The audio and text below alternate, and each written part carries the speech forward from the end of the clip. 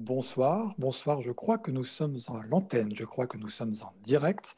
Bonsoir et bienvenue au Forum des images. Tant que les portes sont fermées, on vous reçoit ici dans un forum virtuel, qu'il s'agisse de notre salle Le Fil tous les jeudis soirs ou ce nouveau rendez-vous Zoom sur, qui est une analyse de séquence tous les lundis à 18h30.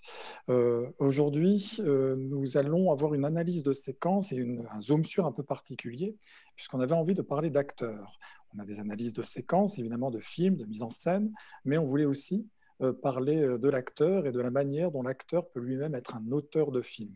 Et pour cette analyse un peu spéciale, on reçoit ce soir Christophe Damour. Christophe Damour, bonjour, bonsoir. Vous êtes, enfin vous, je vais tutoyer Christophe Damour puisque je le connais depuis un certain nombre d'années, donc je ne vais pas faire de faux semblants. Donc Christophe Damour, tu es maître de conférence à l'université de Strasbourg et tu es l'un des spécialistes, on va dire, de ce que l'on appelle les études actorales, études qui considèrent, comme je le disais, l'acteur comme un auteur, l'auteur d'une œuvre, et on sort dans ces analyses de l'anecdote, de la petite histoire, pour vraiment travailler l'analyse du geste, l'analyse des thèmes développés dans l'œuvre d'un acteur. Donc Christophe est l'auteur, alors l'auteur de plusieurs livres, je n'en citerai que trois ce soir, trois consacrés évidemment aux acteurs. Donc on le voit, Al Pacino, le dernier tragédien, en 2009 aux éditions Scope. Ensuite, un très beau Montgomery Clift, le premier acteur moderne. Et le troisième, qui est une petite histoire aussi, The Swimmer. Là, ce n'est pas une analyse actorale en tant que telle, même si on y parle aussi beaucoup d'acteurs, mais une analyse du très beau film de Frank Perry. Et il se trouve, publicité, qu'il y aura une analyse de The Swimmer dans ce même Zoom sur le 1er février. Le 1er février, une analyse par Sarah Ohana. Voilà. Christophe, je te passe la parole. Il y aura des questions que vous pouvez intervenir quand vous voulez, mais on posera des questions à Christophe, si vous le souhaitez, ou des appréciations à la fin de son analyse. Et Christophe a choisi de nous parler de Leonardo DiCaprio dans Le Gatsby le Magnifique de Baz Luhrmann. Donc Christophe, je te laisse la parole et l'extrait. Merci Fabien, merci au Forum des images pour l'invitation. Je suis ravi de pouvoir vous présenter cet extrait ce soir. Alors, avant d'en parler avec vous, juste pour resituer l'extrait en question, c'est un extrait de Gatsby de Baz Luhrmann, film de 2013. C'est une séquence dans le film où les personnages se retrouvent dans une chambre d'hôtel. On est à New York, il fait très chaud. Il y a Gatsby, joué par Leonardo DiCaprio, mais il y a aussi Tom Buchanan, son rival, joué par l'acteur australien Joel Edgerton. Et puis, on a Carey Mulligan qui joue Daisy et Tobey Maguire qui joue le narrateur et notre personnage féminin. Ils sont tous enfermés dans un salon, dans un hôtel. Il fait très chaud. La séquence est un peu longue, elle fait plusieurs minutes, mais justement, cette théâtralité-là, c'est cette tension qui monte, cet effet crescendo qui va être très, très utile et qui va permettre à DiCaprio de développer un jeu que j'ai qualifié de naturaliste. Et donc, c'est le jeu naturaliste de DiCaprio et l'esthétique naturaliste au sens large que je vais étudier dans cette séquence juste après qu'on l'ait vu.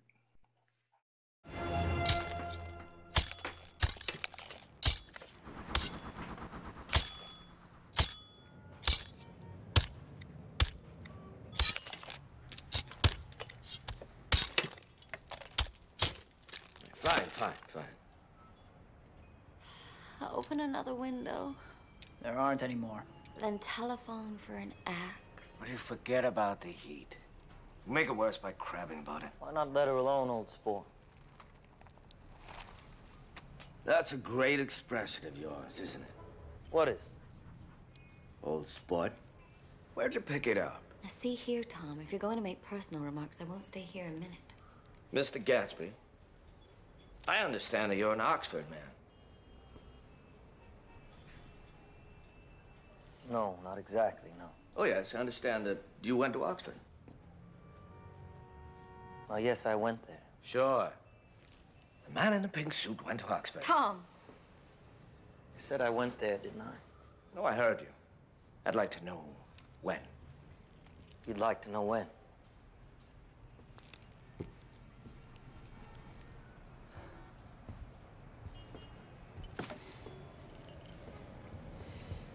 Well, Mr. Gatsby. It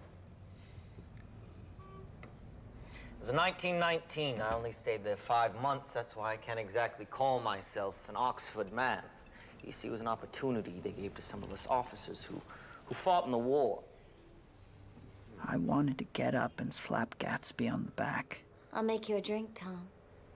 Anyone seem so stupid to yourself? Wait a minute. I want to ask Mr. Gatsby one more question. Oh, please, please, go on, Mr. Buchanan, go on. What kind of a row are you trying to cause in my house, anyhow? He isn't causing a row. You're causing a row. Please have a little self-control. Self-control? Oh, I suppose the latest thing is to sit back and let Mr. Nobody from nowhere make love to your wife. Well, if that's the idea, you can count me out. See, nowadays, people begin by sneering at family life and family institutions. The next you'll know, we'll throw everything overboard and we'll have intermarriage between black and white. Your wife doesn't love you.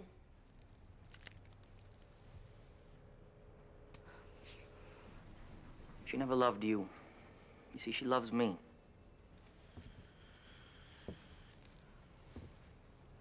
You must be crazy. No, old sport. No, you see, she never loved you. She only married you because I was poor and she was tired of waiting. It was a terrible, terrible mistake. But in her heart, she never loved anyone but me. We should go. Stay. Let's all go home. Sit down, Daisy. Please. Please, take a seat. Go on, Daisy. Daisy. What's been going on? I want to hear all about it. I just told you what's been going on. It's been going on for 5 years. You've been seeing him for 5 years. No, not seeing.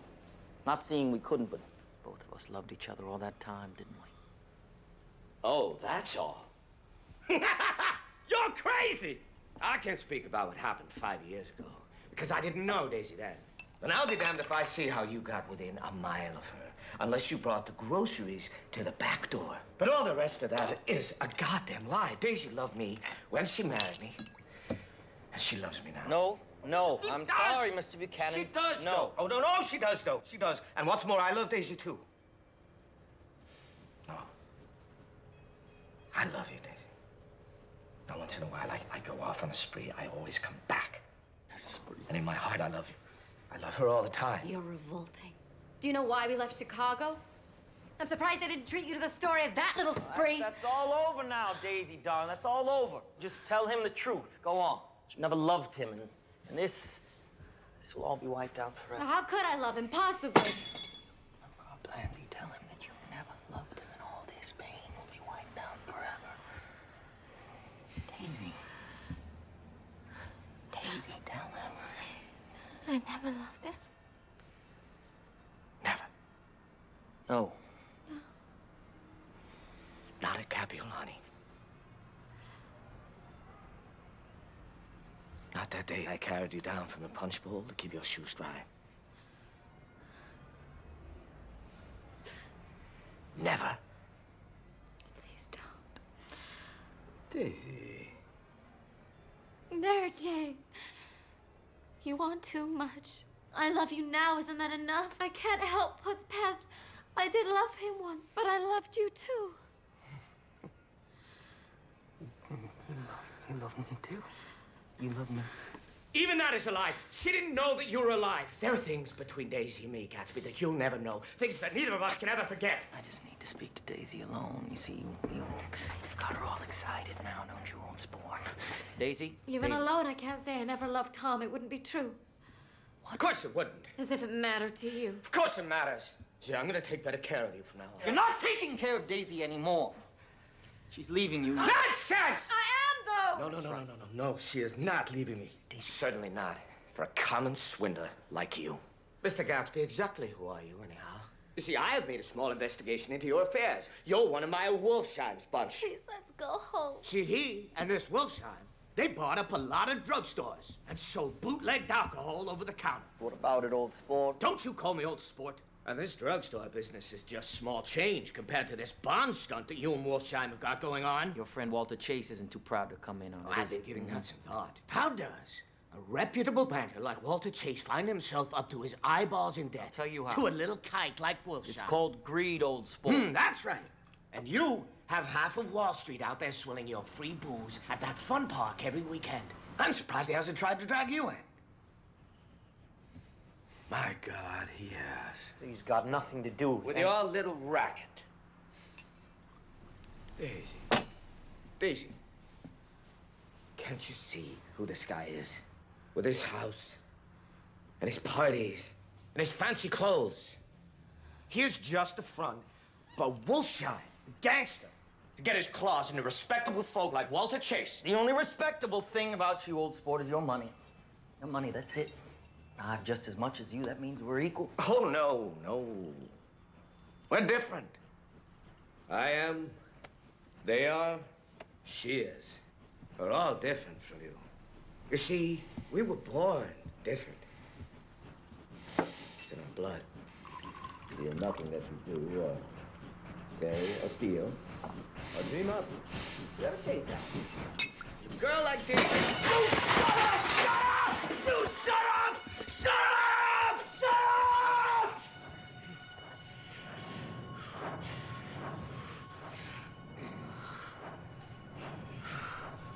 Gatsby looked in that moment as if he had killed a man.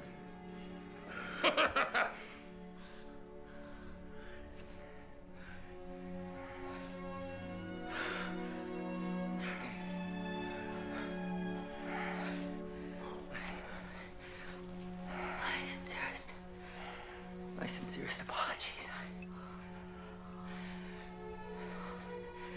I seem to have lost my temper. That's right, Mr. Gatsby. Show us some of those fine Oxford manners. Daisy, darling, none of this has any consequence. Daisy, talk to me, darling. I just lost my temper, that's all. He began talking excitedly, but with every word, Daisy was drawing further and further into herself. Please, Tom, I can't stand it anymore. Why don't you two start on home? In Mr. Gatsby's car. Go on. It won't annoy you. I think he realizes that this little flirtation is over. Daisy! Daisy!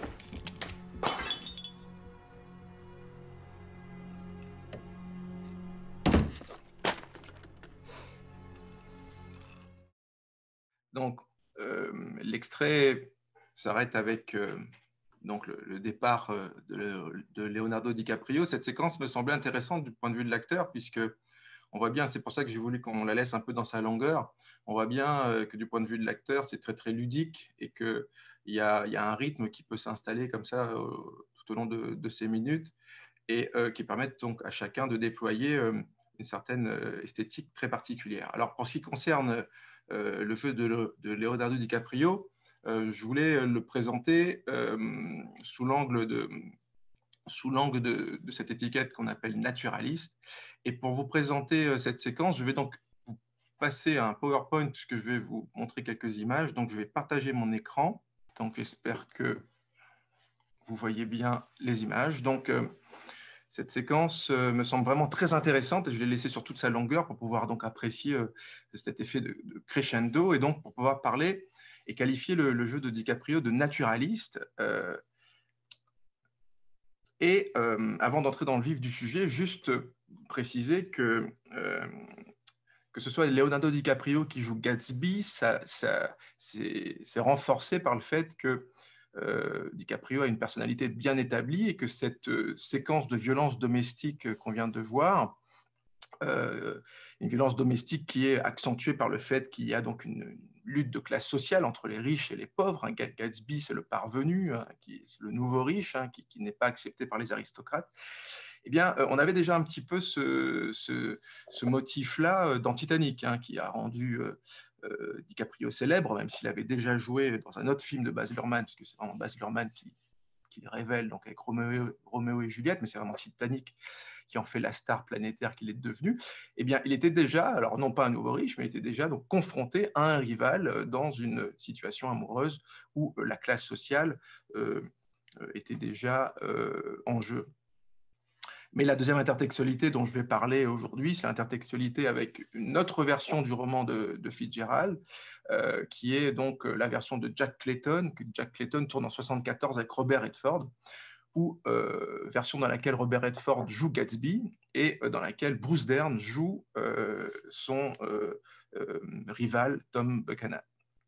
Alors, ce qui est assez intéressant, c'est que dans cette intertextualité aussi, entre la version de Clayton et la version de Baz Luhrmann, c'est qu'on a aussi une inversion des couples, hein, puisqu'on a plutôt un acteur classique dans la personne de Redford qui s'oppose à un acteur de l'acteur studio, un acteur vraiment de la modernité qui est Bruce Dern, alors qu'on a une inversion chez Baz Luhrmann où l'acteur de la modernité, l'acteur naturaliste, est DiCaprio dans le rôle de Gatsby.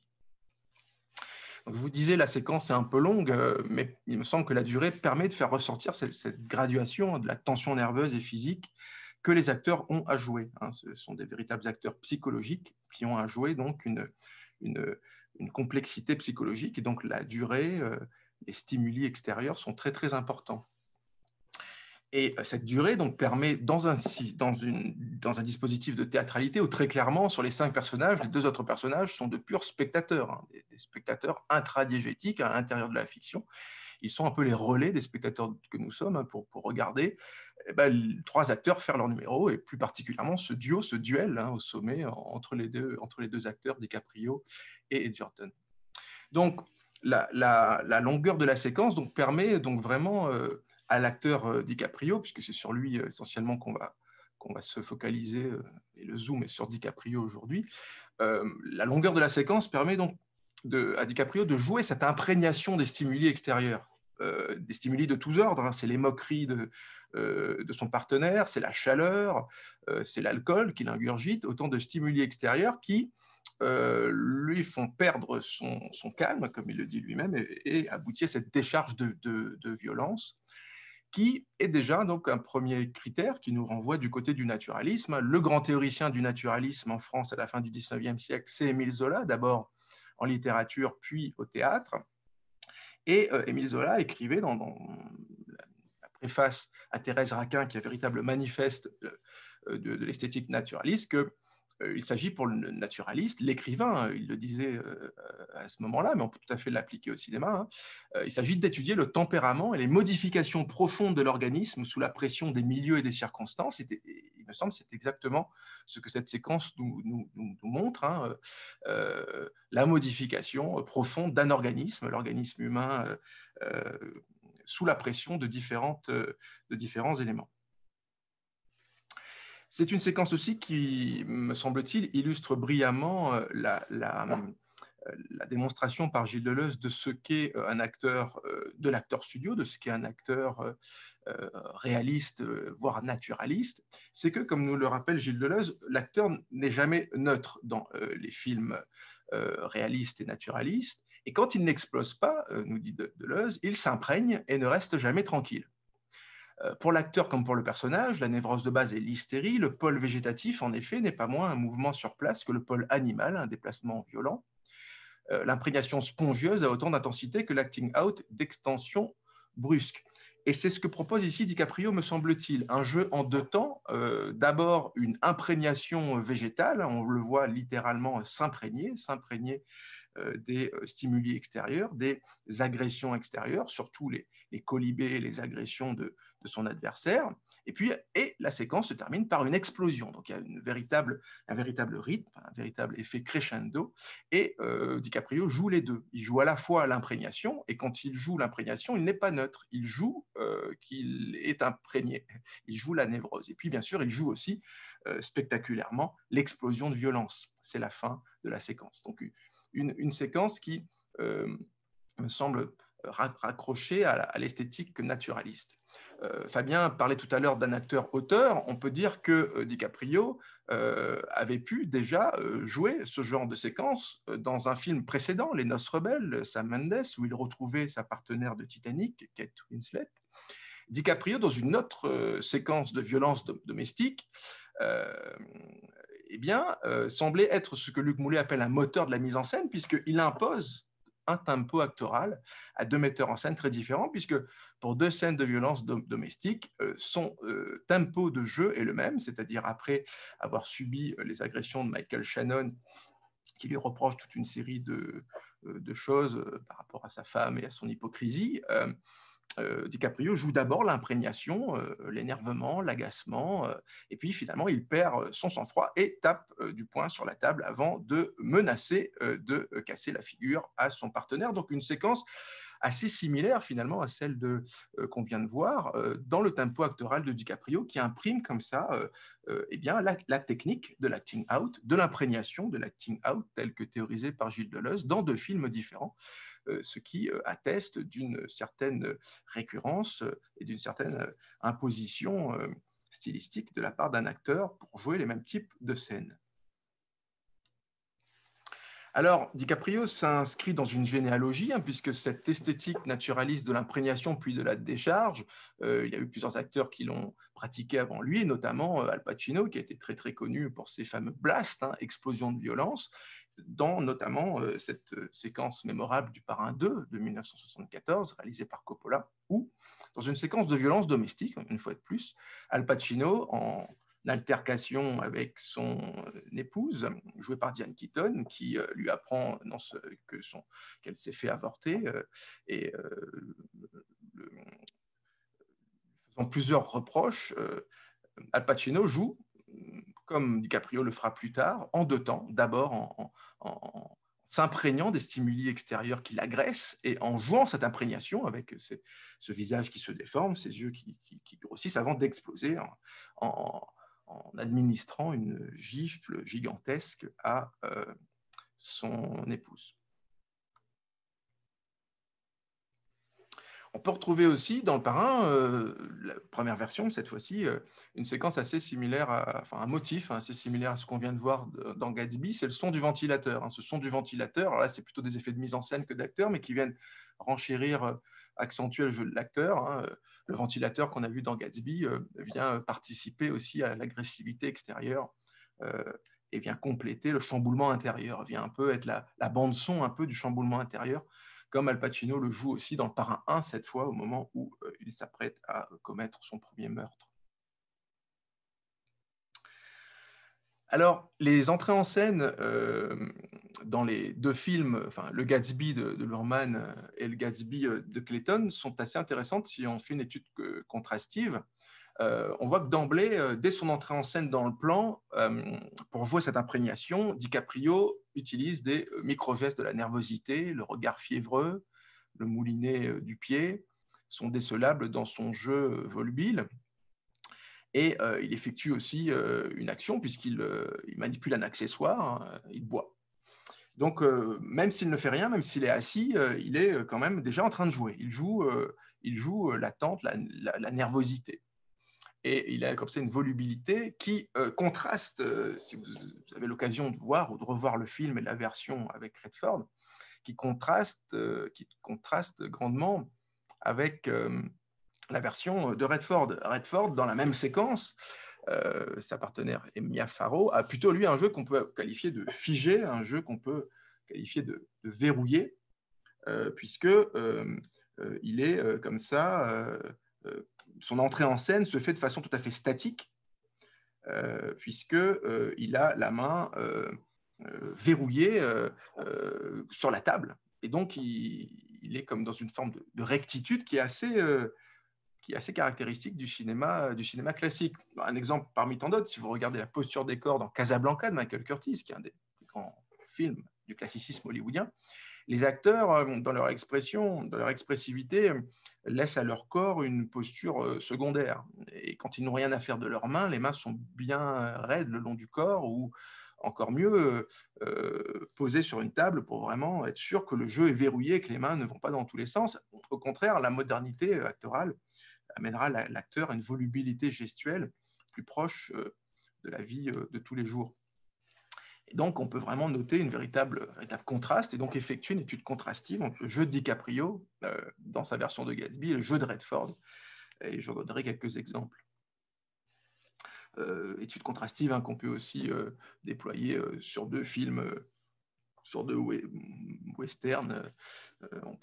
Si on peut comparer The Revenant à Jeremiah Johnson et à toutes les stratégies expressives plutôt de l'ordre de la sobriété et plutôt de l'ordre de l'hyper-expressivité chez DiCaprio et de la sobriété chez Redford. Donc DiCaprio, lui, son jeu naturaliste est caractérisé par ce qu'on peut appeler une intériorité névrotique, un jeu habité dans The Great Gatsby, que là encore, il a pu imprimer dans d'autres films comme Le Loup de Wall Street ou The Revenant, c'est-à-dire à chaque fois des rôles qui l'amènent à avoir un jeu où il donne de sa personne, qu'il s'agisse de ramper dans un film ou de ramper dans l'autre film. C'est tout un jeu qui est du côté de l'hyper-expressivité qui est de mise. DiCaprio, sans avoir suivi aucun cours à l'acteur studio, il a commencé très jeune sa carrière d'acteur, peut être considéré comme un acteur de la méthode, puisqu'il il a recours aux préceptes fondamentaux de la méthode, que je vous résume ici, reproduction mimétique du monde réel par une observation minutieuse du milieu étudié, c'est tout la question des micro-gestes, la motivation psychologique de chaque comportement, l'utilisation de la mémoire affective, les exercices sensoriels, l'improvisation, on en parlera un petit peu tout à l'heure, l'importance de la communication avec le partenaire, c'est très important, la nécessité de manipuler les objets, ce qu'il fait, et puis aussi une dévotion de l'acteur à son travail, c'est-à-dire il ne compte pas ses heures, il prépare son rôle en amont, etc.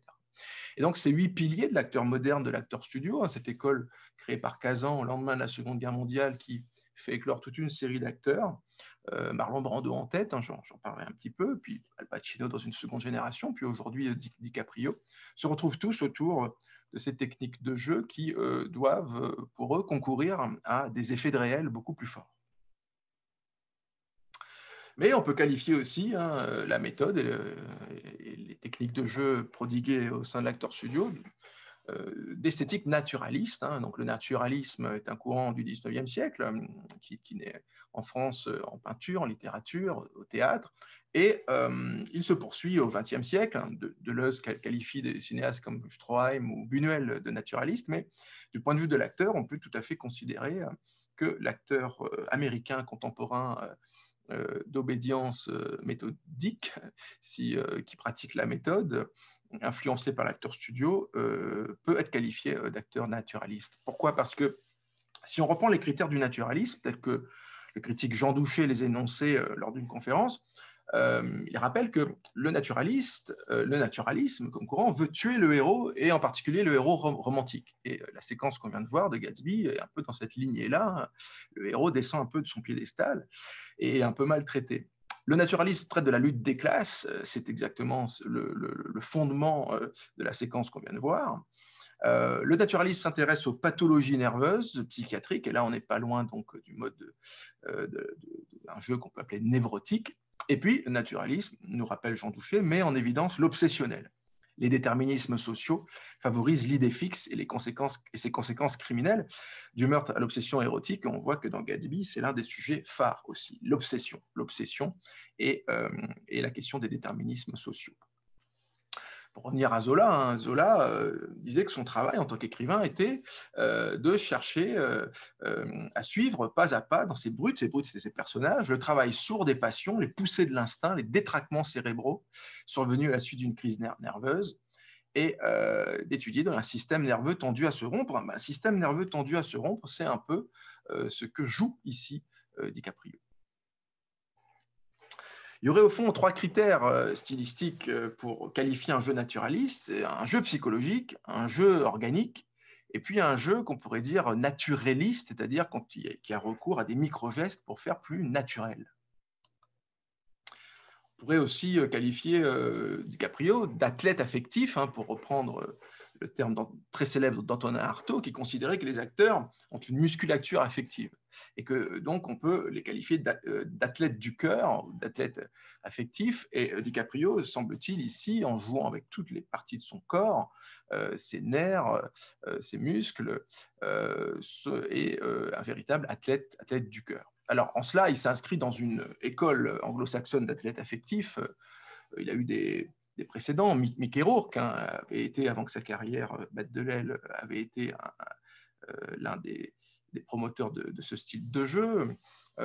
Edward Norton aussi, qui d'ailleurs se moque un peu de cette esthétique dans Birdman d'Inarritu, Michael Fassbender ou Matthew McConaughey, hein, qui sont les concurrents directs de DiCaprio et qui ont aussi recours à cette esthétique. Mais le modèle le plus direct de DiCaprio a probablement été Daniel Day-Lewis, hein, puisque à l'aune de ces 2 décennies merveilleuses qui commencent avec Gangs of New York, DiCaprio a pu observer de près quelqu'un comme Day-Lewis, qui était un praticien très, très extrême, très radical de ces techniques naturalistes d'immersion psychologique. Cet héritage du jeu névrotique, on le retrouve chez la partenaire de DiCaprio dans Roméo et Juliette, qui est Claire Danes. Homeland est tout à fait basé sur ce style de jeu, et Claire Danes est une des représentantes de ce style névrotique. Style névrotique qui a pu être ensuite moqué à travers la parodie de Robert Downey Jr. et Ben Stiller dans Tonnerre sous les tropiques. Mais la parodie souvent met à jour des éléments qui sont tout à fait réels.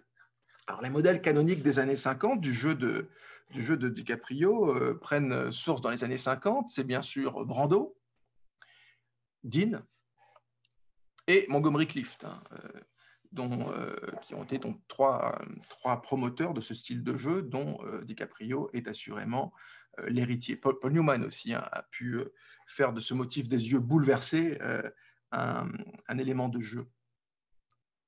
Alors, de ce chamboulement émotionnel intérieur, à ce chamboulement émotionnel intérieur correspond aussi un jeu physique. Donc, en fait, c'est un jeu psychophysiologique. DiCaprio joue avec sa salive, avec sa transpiration, et même parfois, pas dans ce film-là, mais dans le film de Tarantino, Django Unchained, avec son sang. Donc, un jeu avec les humeurs corporelles qui peut être qualifié de jeu psychophysiologique. Un jeu psychophysiologique qui passe aussi par vraiment l'empoignade. C'est-à-dire que si on revient à la comparaison avec Redford et Bruce Dern, on voit qu'on a ici encore une fois une distanciation physique très classique, là où vraiment la modernité amène les acteurs à se toucher et à s'empoigner réellement. Et alors que chez Jack Clayton, la tension est mise en scène par un insert sur le poing de Redford, qui n'a pas grand-chose à jouer, en fait, Redford. Il n'a qu'à paraître. Chez Baz Luhrmann, c'est vraiment le visage de DiCaprio qui prend en charge la tension. Donc là, on a vraiment dans la même séquence une prise en charge par le langage cinématographique dans une esthétique classique, c'est la version Clayton-Redford, et une prise en charge vraiment par l'acteur et par son jeu chez Luhrmann. Hein, pour rappel, l'esthétique classique, c'est ça. Hein, quand James Cagney et Humphrey Bogart se disputent, ils restent bien droits l'un face à l'autre, dans Les Anges aux figures sales de Michael Curtis, autre film de Curtis. Alors que la tactilité relève plutôt d'une forme de modernité. Hein, ça, c'est Marlon Brando qui n'hésite pas à violenter, dans une séquence domestique, encore une fois, sa partenaire. Pour reprendre la formule de Zola, hein, Zola, son objectif, c'était de chercher dans ses personnages la bête. Chercher en eux la bête, ce sont des bêtes humaines, hein, pour reprendre le titre du film de Zola. Il faut aussi préciser que cet affrontement domestique dans un espace clos est un motif typique des ateliers de la méthode. Hein, dans le documentaire qu'Annie Tresgo consacre à l'acteur studio, elle montre une répétition, et cette répétition de deux comédiens qui sont en train de jouer une scène de violence domestique. Ça, c'est dans le documentaire. Ces exercices ont pu être transférés à l'écran. Si vous regardez Done by Law de Jim Jarmusch, Ellen Barkin et Tom Waits semblent transposer à l'écran les exercices de l'acteur studio, ces exercices de déploiement psychophysiologique dans des scènes de violence domestique. Alors, cette phrase, on pourrait l'appliquer à la séquence de Gatsby qu'on vient de voir. L'acteur est dévoré par son personnage, DiCaprio dévoré par son personnage, il doit paraître embrasé par un véritable incendie de passion, il doit bouillir, et les deux partenaires masculins se sont répandus en liquides de toutes sortes, pleurs, sueur, salive. On a l'impression d'assister à un travail physiologique effroyable, une torsion monstrueuse des tissus internes. Ça pourrait être tout à fait appliqué à DiCaprio et Edgerton, mais c'est une phrase de Roland Barthes qui était en train de commenter une pièce de théâtre moderne qu'il appelle le théâtre bourgeois, hein, pour s'en moquer, pièce de théâtre des années 50 dans la lignée de tout le théâtre hérité de l'acteur studio. Et donc, on voit là qu'il y a vraiment une généalogie, une lignée dont DiCaprio est le digne héritier encore aujourd'hui au XXIe siècle. Pour Zola, les artistes naturalistes qu'il défendait devaient plutôt puiser dans la nature et pas dans le répertoire. Et donc, la nature, les humeurs corporelles, ici, c'est Brando tout transpirant, là où Redford, dans The Great Gatsby de Jack Clayton, a plutôt une sueur de glycérine. Le jeu avec le sang, c'était dans Django Unchained, qui peut rappeler d'ailleurs une improvisation de Martin Sheen, lui aussi adepte de la méthode, sur Apocalypse Now, où se blessant réellement, la blessure réelle est intégrée au jeu. Et c'est exactement ce que fait DiCaprio, alors non pas dans Gatsby, mais dans Django Unchained, et qui le rattache encore une fois à cette lignée esthétique-là. Donc ce jeu psychophysiologique est accompagné par ce qu'on peut appeler un naturalisme, c'est l'utilisation de micro-gestes. Alors là, l'étude contrastive, on peut la faire avec le jeu de Carey Mulligan. Carey Mulligan a ce qu'on peut appeler un jeu classique, un jeu codifié, qui rappelle d'ailleurs le jeu de Mia Farrow dans le même rôle dans The Great Gatsby, c'est-à-dire porter sa main à sa bouche dans un catalogue gestuel prévu, par exemple, là c'est un exemple, Édouard Cuillet avait prévu ce geste dans la mimique, hein, et il est un geste qui accompagne la surprise, la crainte, c'est de porter la main en devant de sa bouche. Donc ça, c'est un jeu, c'est un catalogue, c'est un répertoire. Donc on revient un peu à la phrase de Zola tout à l'heure, il y a des acteurs qui puisent dans la nature, qui s'inspirent de la nature, c'est les naturalistes, et puis il y a ceux qui puisent dans le répertoire, c'est les acteurs classiques ou le conservatoire que fustigeait Zola en son temps. Alors, je crois qu'il faudrait plus étudier sur la nature et moins dans le répertoire, nous dit Zola. Et donc, on a vraiment une esthétique de la nature, l'imitation de la vie quotidienne, la copie exacte et minutieuse de la vie, et puis le répertoire, le catalogue gestuel codifié. Donc, au catalogue gestuel codifié d'une Carey Mulligan correspond une inspiration pour chercher des effets de réel, hein, comme dit Roland Barthes. Alors, ces effets de réel, on peut les trouver dans ce qu'on appelle les effets de psittacisme. On a vu ici avec DiCaprio, c'est sa façon de répéter la phrase du partenaire. Quand il dit « you like to know when » ou quand il dit « you love me too », il répète la phrase que son partenaire vient de dire. Et ça correspond à ce que Michel Chion rappelle, c'est la recherche du naturel verbal, des effets de réel de Barthes, notamment par l'effet de psittacisme, hein, cette façon de répéter en le variant ce que vient de dire l'interlocuteur. Mais il y a plein d'autres effets de réel dans la séquence qu'on vient de voir, hein, le chevauchement des répliques, le chuchotement, le marmonnement, le bégaiement, qui participent à des effets de réel copiés sur la nature. Mais je m'arrêterai sur un geste en particulier qui est le fait de se recoiffer les cheveux quand le personnage reprend ses esprits. DiCaprio passe sa main sur sa tempe. Alors, on peut se poser la question, est-ce que c'est un tic ou est-ce que c'est un truc ? Puisqu'il le fait dans The Great Gatsby, il le fait aussi dans Les Noces rebelles, c'est-à-dire dans son timing, dans son tempo, après s'être énervé et avoir explosé, il se repasse la main sur la tempe, qui est un micro-geste. Alors, est-ce que c'est une référence à Marlon Brando, qui, lui aussi, dans des moments où son personnage était songeur, passait la main sur la tempe? Ici, on est dans Les Révoltés du Bounty, dans Le Parrain, dans Missouri Breaks. Si on se reporte à des images du Festival de Cannes 2019, une époque où il y avait encore le festival, DiCaprio, non plus l'acteur, mais l'individu, dans des moments un petit peu de gêne ou de stress, hein, quand il est en public, se repasse la main sur la tempe. Alors on peut se demander, est-ce qu'il s'agit d'une idiosyncrasie personnelle quand l'acteur a le trac, on le revoit ici, hein, juste après dans les applaudissements. Et donc on peut se poser la question ici, est-ce que on a affaire à du naturel, c'est-à-dire vraiment le naturel, le tic de l'acteur, ou à du naturalisme, c'est-à-dire un truc, une astuce de jeu, un réflexe individuel que DiCaprio ferait après une observation du réel ou une auto-observation. On retrouve là ce que Christian Viviani appelle la tension de la sphère du personnage et la sphère de l'interprète. Hein. On ne sait pas très bien si DiCaprio, ici, quand il se recoiffe, c'est Gatsby, il joue Gatsby qui se recoiffe, ou bien c'est DiCaprio lui-même qui puise au sein de son propre répertoire gestuel.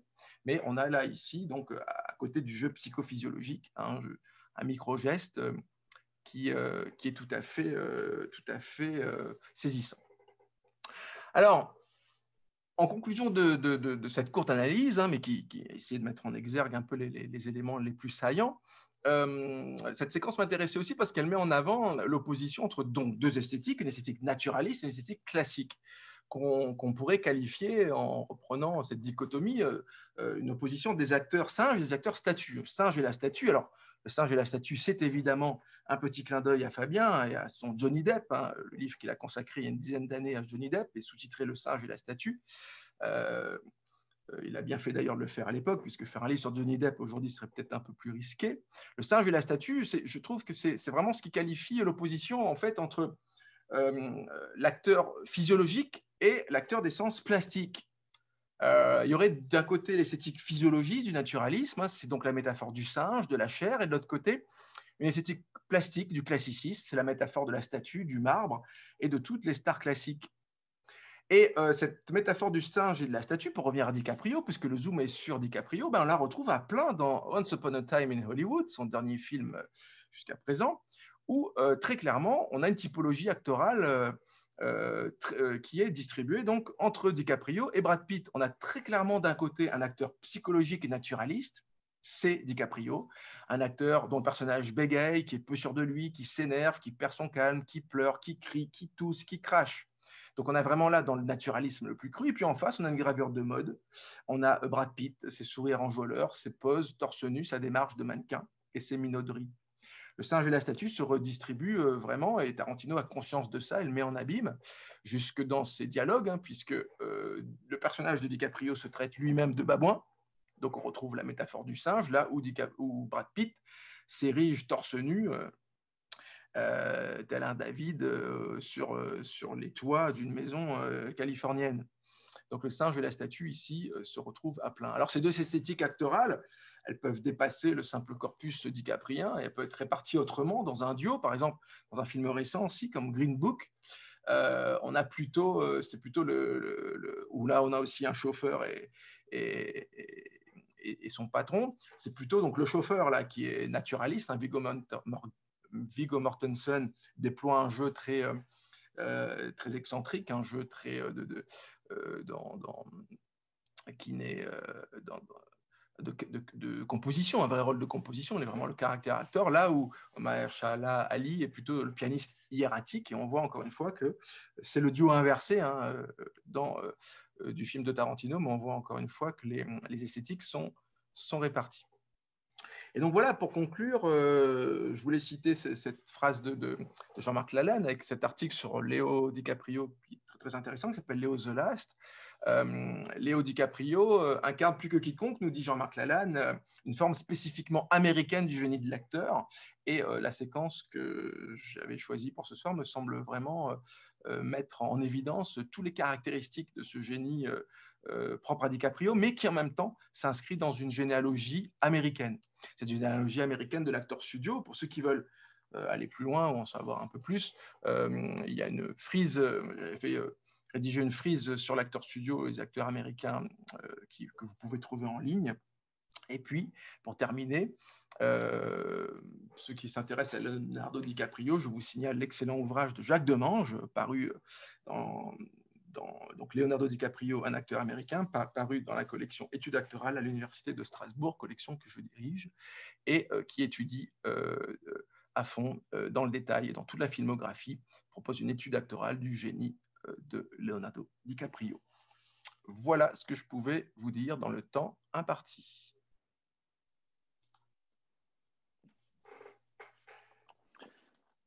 Bien, eh bien, merci Christophe. Voilà, je démarre ma vidéo. Tac. Je ne sais pas si vous me voyez. Est-ce que Christophe, tu m'entends? Je te vois. Voilà, donc merci. On a donc un tout petit peu de temps pour une ou deux questions. Je n'avais pas prévu la citation du singe et la statue. On va croire qu'on est un petit peu juste entre nous en train de se revendre nos livres.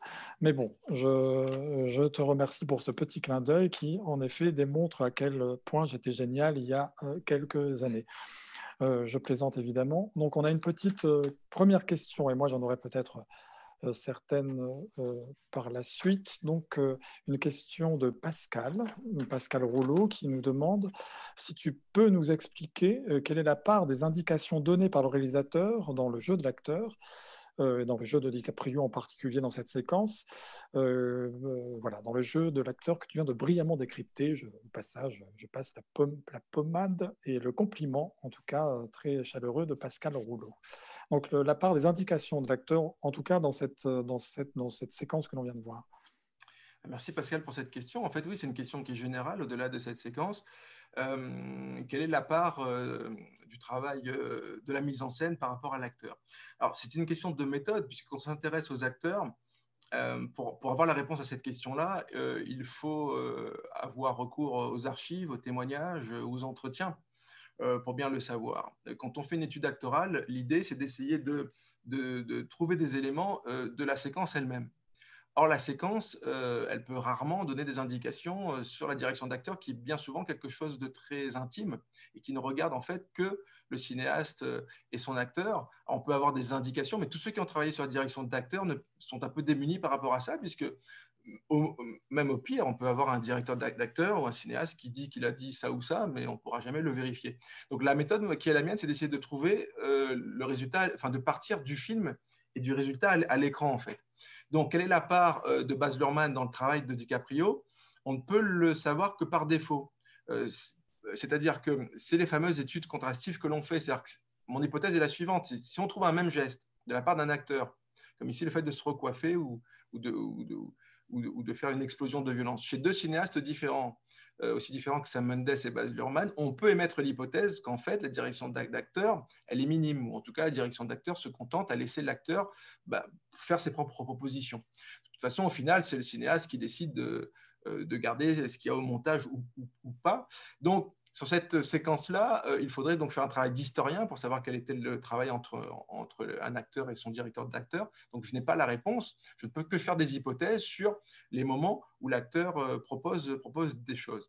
Mais après, pour revenir sur Christian Viviani propose une sphère qu'il appelle la sphère de l'ornemental, où c'est quelque chose là, où il y a une interaction vraiment entre le travail de l'acteur et le travail du cinéaste, qui est quelque chose qui est très difficilement décorticable en fait, puisque c'est une espèce de tout. Donc pour répondre très précisément à la question, ça pose une question de méthode, mais à part le fait de comparer avec d'autres films pour voir ce qui est original et propre à DiCaprio et faire une hypothèse, on reste tout le temps au niveau de l'hypothèse.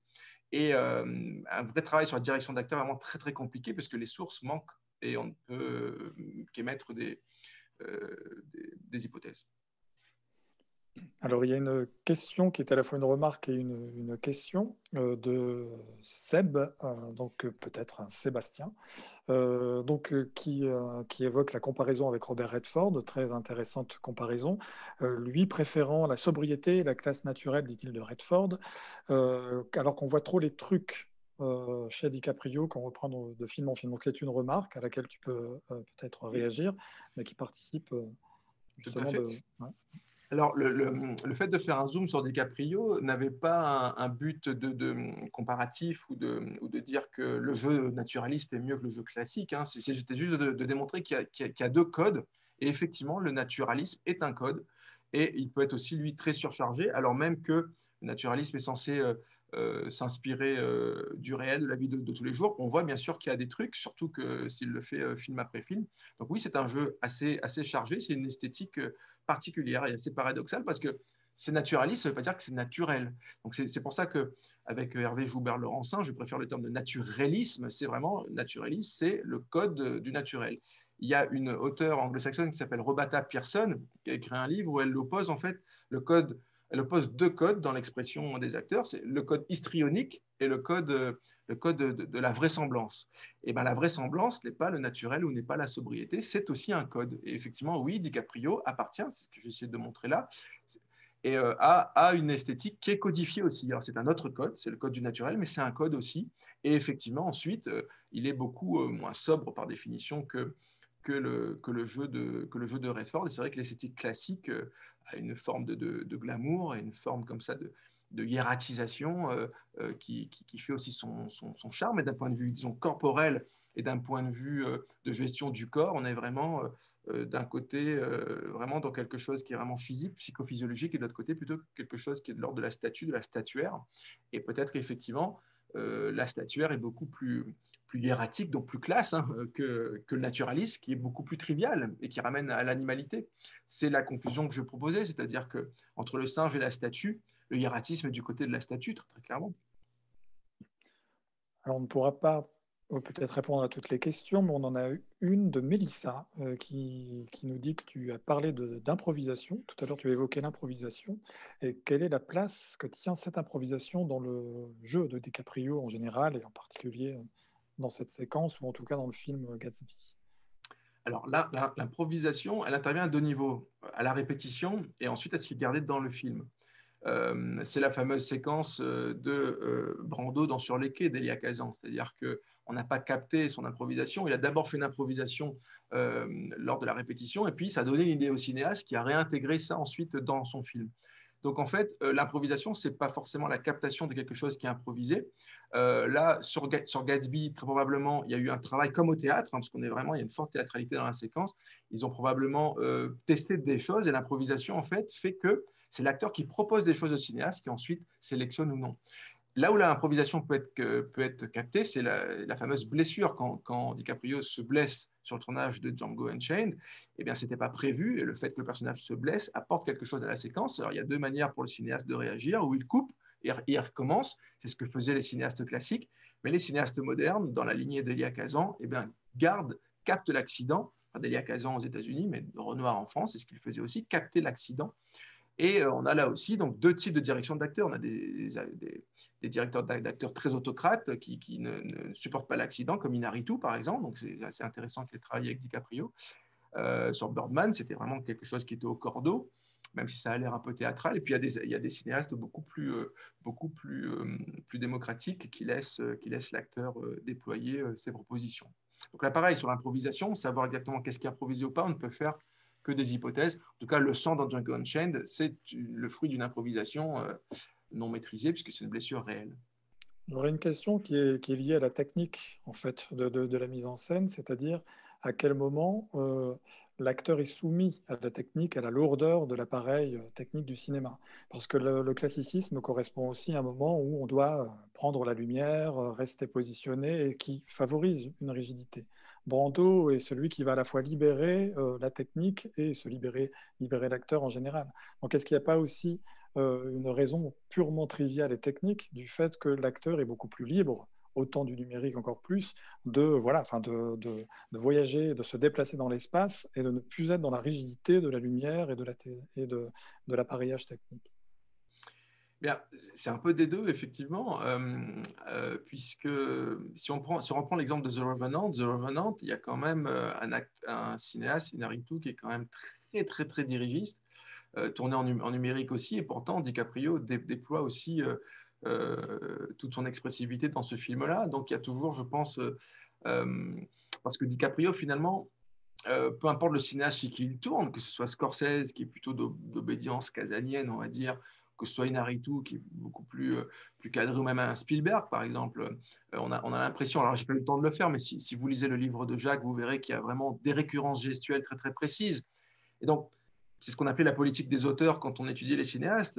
Si on l'applique aux acteurs, ça peut être, comme je dis, une hypothèse que l'acteur se libère en fait de chaque esthétique, et qu'il soit chez quelqu'un de très cadré comme Spielberg, ou quelqu'un d'un petit peu plus libre, en imposant les mêmes récurrences stylistiques et thématiques, il a une forme de liberté qu'il peut imposer. Mais oui, très très clairement, c'est ce que disaient Christian Viviani et Michel Ciotat, des gens comme John Garfield, en plein classicisme, avaient été très très modernes, mais s'ils avaient été, ou Gary Cooper aurait pu être capable d'une modernité s'il était né un peu plus tard, mais c'est vrai que le classicisme l'a un peu contraint, et c'est vrai que avec DiCaprio, il a une telle puissance économique qu'il est au-dessus du cinéaste aussi. Donc il a aussi une liberté qui lui permet aussi de faire des choses que d'autres ne pourraient peut-être pas faire. Cette articulation de la technique, la direction de l'acteur et la liberté de l'acteur est toujours à géométrie variable, et c'est ça qui est passionnant d'étudier à chaque fois dans les séquences de films.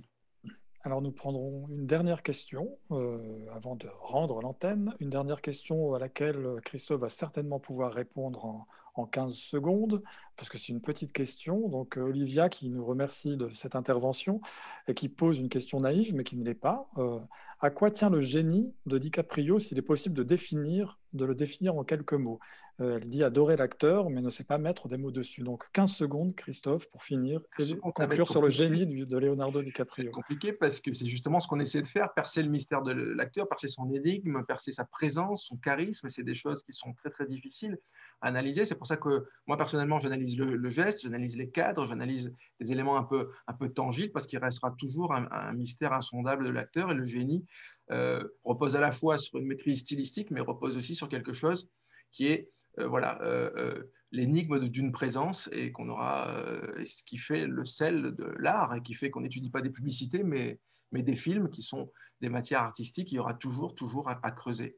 Et donc en essayant de travailler sur les gestes, on essaie un petit peu d'apporter des hypothèses un peu tangibles, mais le génie de l'acteur sera toujours quelque chose de difficilement sondable, ce qui nous permet de continuer à travailler, à essayer de percer ce mystère. Et on nous fait remarque qu'un autre livre est très, très intéressant sur les acteurs, que tu connais évidemment et que tu en as cité l'auteur, Luc Moulet, c'est La politique des acteurs. Tu parlais de la politique des auteurs. C'est l'un des, en tout cas, des premiers à avoir défriché un peu ce qu'on appelle aujourd'hui l'étude actorale, en tout cas en France. Voilà. Absolument. Merci, en tout cas, merci Christophe. On pourra à l'occasion, si vous voulez revoir cette analyse en replay, on pourra analyser ton jeu et tes micro-gestes actoraux toi-même pour voir comment tu clignes de l'œil, comment tu te recoiffes. Plutôt un singe ou plutôt une statue. Voilà, moi, je ne m'avancerai pas sur ce terrain, mais regarde, étudie un peu plus la statuaire, s'il te plaît, cher Christophe. Non, je plaisante. Pour vous dire en tout cas merci, vous étiez nombreux ce soir, donc peut-être merci Leonardo DiCaprio et au couvre-feu de 18h. On n'espère pas qu'il va durer, mais peut-être vous avez pu, en tout cas, nous suivre grâce, j'allais dire, à ce couvre-feu. Mais la semaine prochaine, on se retrouve ici même pour un zoom sur consacré à un film alors complètement différent. C'est Sholai de Ramesh Sippy, film indien des années 70, une espèce de western bollywoodien. Et la séquence sera analysée par Teresa Faucon et la séance animée par Laurence Brio.